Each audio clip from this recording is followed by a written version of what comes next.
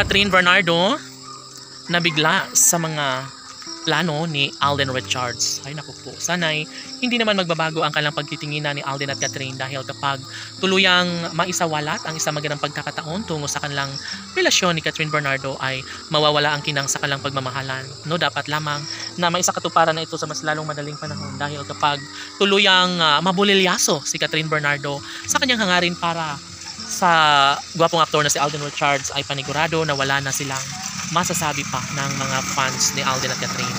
Sana ngayon pa lang ay hindi na magkaroon ng hidwaan sa mga puso ni Alden at Catherine. Sana ayusin na nila kung ano man ang mga negatibo, no? Kung ano man ang mga negatibong nangyayari sa kanilang pagmamahalan.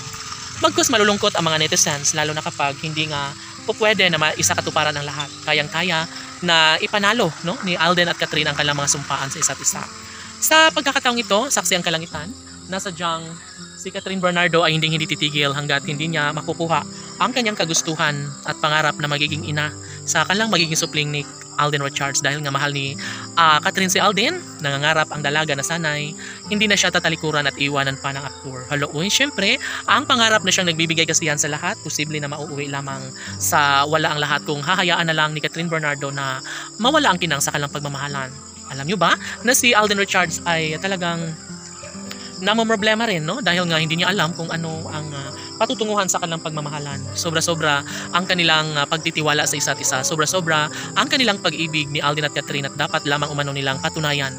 Sa madaling sabi, nagmamahalan nga si Alden at Catherine, at sana'y hindi na sila magbabago pa kailanman, dahil alam nyo ba, ang mga netizens ay porsigido na maisakatuparan ang lahat sa kanyang pangarap.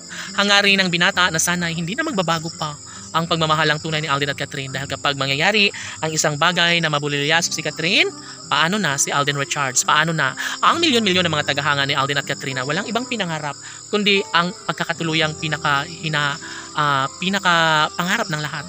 Pag iisang dibdib ang hinihintay ni Alden at Catherine, kaya sana'y wag nang magbago pa kung anuman ang makapagbibigay kasiyahan sa puso ng dalaga at binata.